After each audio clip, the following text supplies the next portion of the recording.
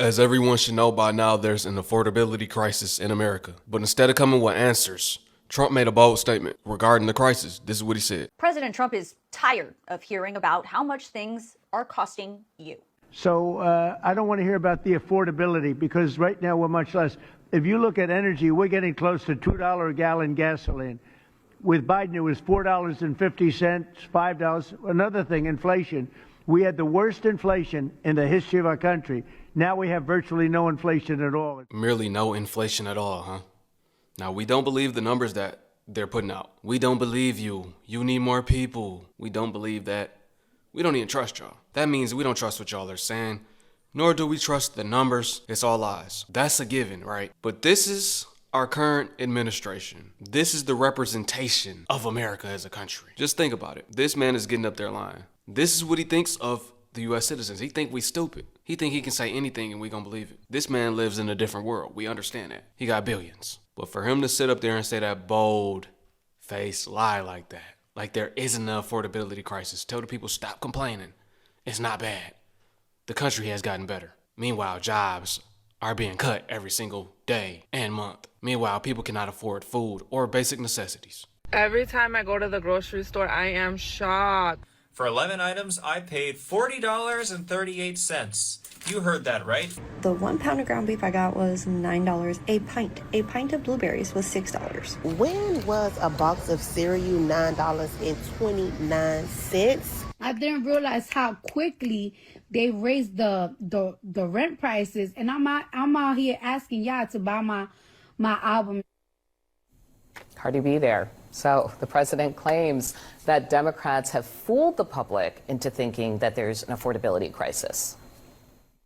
It was a con job. It was a con job. Affordability, they call it, was a con job by the Democrats. The reason I don't want to talk about affordability is because everybody knows that it's far less expensive under Trump than it was under Sleepy Joe Biden.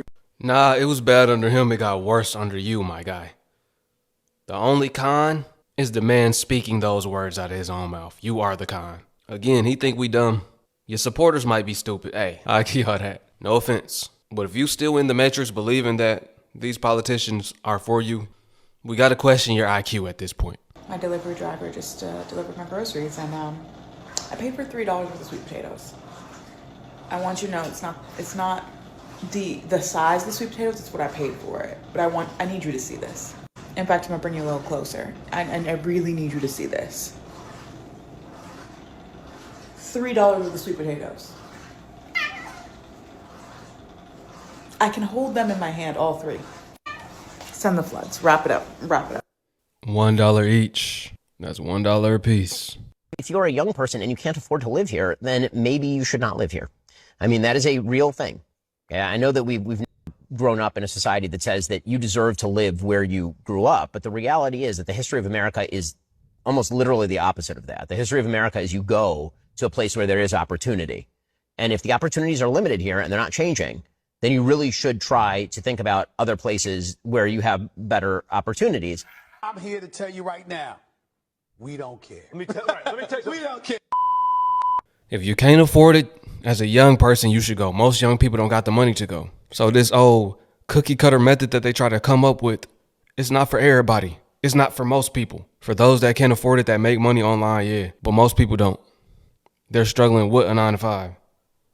If you leave the country as an American, more than likely you are not getting a 9-to-5 over there. In rare cases, you might, but no, you got to have something on your own. You got to have something going. You got to be financially stable. Now, on the other token, let me speak this, right? And let me just be clear. I already said this is not for everybody. For those that are able to, yes, it would be wise to go overseas, go to another country where you can live a better life for a cheaper price. People that are able, they're not thinking twice. They're getting on that plane and leaving, picking whichever country feels like home, because home don't feel like home. It's just like how in India, in Africa, in all these various countries, we got a lot of Haitians over here in America now. We got a lot of those from Venezuela over here. It's the same how they're leaving their country because the living circumstances are not right for them. Americans now at this time have to do the same thing. You got to go where it suits you best for you to be. This version of the Great Migration is not migrating to another city or another state. It's migrating to a whole new country, starting over from square one. and creating a lifestyle over there. There's a lot of people go to Africa.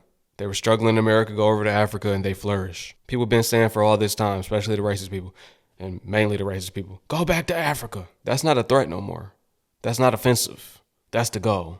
Ben Shapiro has the most punchable face of anyone I think I've ever seen on the internet. But to make the assertion that if you can't afford to live where you're from in America as a young person, you should move is literally ridiculous. Housing costs have increased by 290% in America in the last 30 years. That is not okay. And you know how much salaries have increased roughly in that same time period? 30%. So how can someone afford a house that is overpriced when their salaries haven't increased, Ben? But you know what's been up in this country? Productivity. Because you know why? America is a capitalist cog that abuses and takes advantage of our worker bee society and culture that says work, work, work, work, work, work, work. You'll find the American dream, when all that was doing was benefiting corporations. So now we have a whole generation of people, starting with my generation, which are millennials and younger, who are realizing, oh shit, I can't really afford to live where I want to live. Let's take me for an example. I'm from New York, and for me to buy something in New York, I would need to quadruple my income. And when I'm buying something, I'm not buying the brownstone that I want. I'm not buying the apartment that I want. I'm buying a one-bedroom apartment for $1.2 million. So yes, Ben, you tell me how we should just pick up and move. Because where am I moving to? Missouri? You make no fucking sense. People like this who are born with privilege, always have had privilege, and think other people's problems aren't real, is the problem with people having podcast mics. Because the majority of the country, Ben, cannot afford to live where they're from. Kick rock. I think he missed the memo. When he said move, I don't think he means move to another state. I think he means get out. Because you are right, my brother. You are right. He is right. Housing is up. Food, the cost of food, that's up. Everything is up. I don't got to break it down. Y'all know everything is up. Let's keep it as simple as possible. The cost of living completely has risen. The pay has stayed the same. It doesn't equate. It doesn't even out. So when we're talking about leave, you have to leave the country. While the US dollar still has some value, you got to use that US dollar in a country where your income multiplies as soon as you touch down, put feet on ground. We can't keep talking about the American dream. That doesn't exist no more. That's the old standard. That's not success anymore. That's struggle. If you are chasing the American dream, you are planning and chasing failure at this time. It's nearly impossible to accomplish it. It's 100% impossible on a normal income. We are the generation that won't even retire. You need 4 million to retire. With AI, I can't even say everybody gonna work until they die, because with AI, it ain't gonna be no jobs. Right now, you gotta go to another country, get you some freehold land, start you a garden. We have to eliminate expenses. That's what we have to do, and become self-sufficient the best that we can, as well as increase our income or reduce our overhead. That's all we could do. If you're staying in America, same thing, get you some land. New York City influencers and New York affluent rich people live on a different planet from the rest of us, because what is Meadow Lane? And why did we need it to exist? Why did we need that to be created right now? Obviously, I know what Meadow Lane is. I'm on TikTok. It's all over TikTok. It is a new gourmet grocery store in New York City, and people are lining up for hours outside the front of the store so they can buy very expensive prepared foods like chicken salad. The chicken nuggets I'm seeing are very popular, and like salads and things like that, like chopped salad, and they're all like over $20 per item. So people are walking out with like $250 worth of stuff, and it's like one bag. It's worse than Whole Foods. And I know everything is not meant for everybody, and you know, I'm just sitting here watching this from District 12, but the timing, I feel, just could not be worse when we just went through a crisis where a lot of people were not receiving their SNAP, and we're just like in an affordability crisis just in general. And whatever, like the owner of Meadow Lane can obviously do whatever they want to do with their money, and this was their passion and they opened this business. But it's just such a clear example of how large the divide is between everyone else, just like regular everyday people, and that very small group of people who, you know, are the target audience for this, who are the influencers who are making money, and like the very rich people who can afford to go to a specialty grocery store in the most expensive city in the world and walk out with, you know, one bag full of food that will last them maybe 3 days. And they've spent, you know, $200, $300 on it. It just is really interesting to me. And obviously, you know, when he decided that this was going to be the opening week for his grocery store, I'm sure he did not want it, or he didn't time it up to be in line with the government shutdown, or, you know, when all these other things are happening. But it's just like, it's so interesting. If you shop at Sprouts, you shop at Whole Foods, you shop at Meadow Lane, I'm sorry to tell you, all the food in America has been poisoned. It has been tampered with. In order for a store to operate, there are rules and regulations, there are laws. Our food as a whole has been compromised. I'm sorry.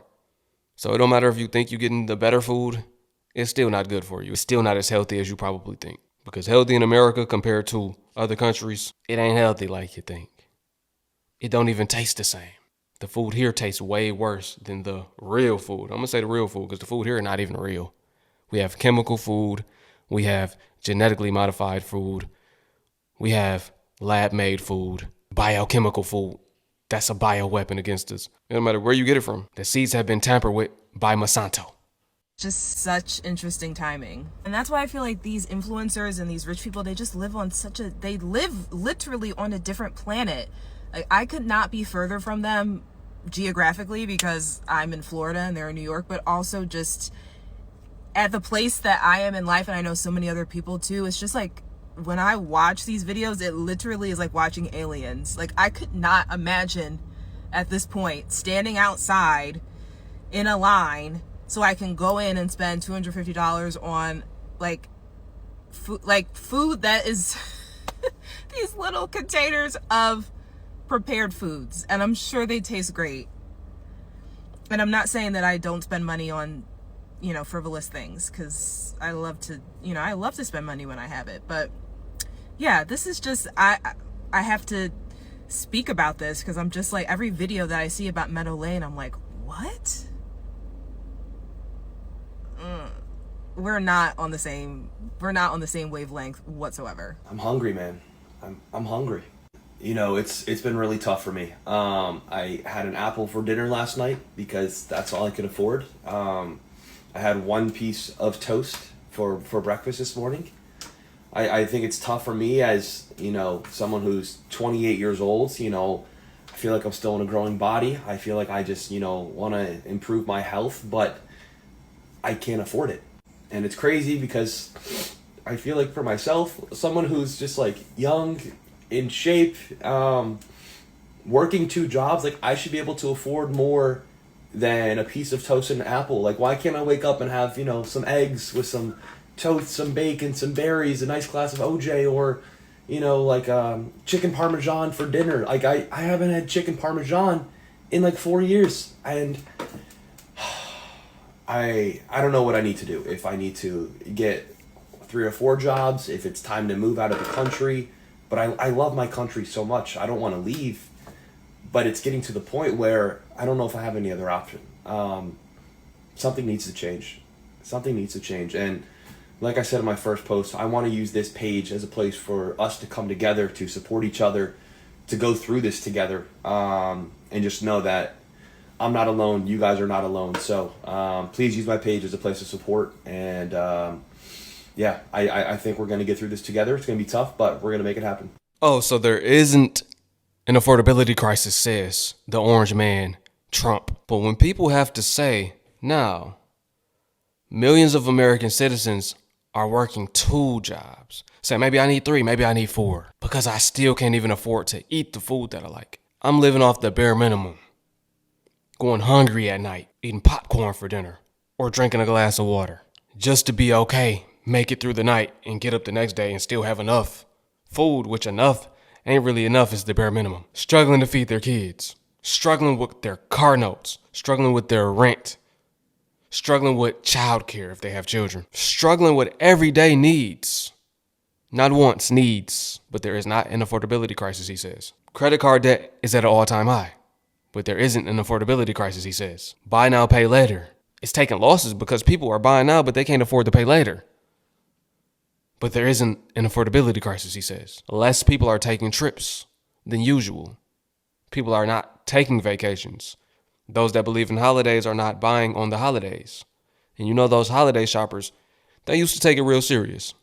People getting unalived, beat up for skipping lines on Black Friday. For the holidays, people making sure they get gifts. But this year, people saying, no, we're not even doing that. But there is not an affordability crisis. Millennials contemplating, should I just leave the country because I can't afford it here when they could afford it before? This is the first time we're hearing millions of Americans say this. But there is not an affordability crisis, he says. I don't know, family. Maybe we just all are making up lies. I don't know. Maybe everybody's just making up lies.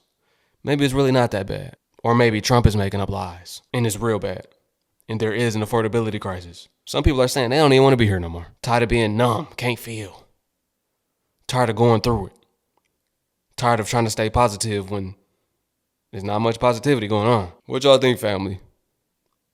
Are millions of Americans tripping? It's not really an affordability crisis? Or, well, I see this comment section flooded with people saying, nah, we struggling. Nah, we barely getting by. Nah, we trying to make ends meet, but it's been tough. Let me know, family. I appreciate y'all for tapping in once again. Peace. To my Hebrew fam, shalom. I will catch y'all on the next one.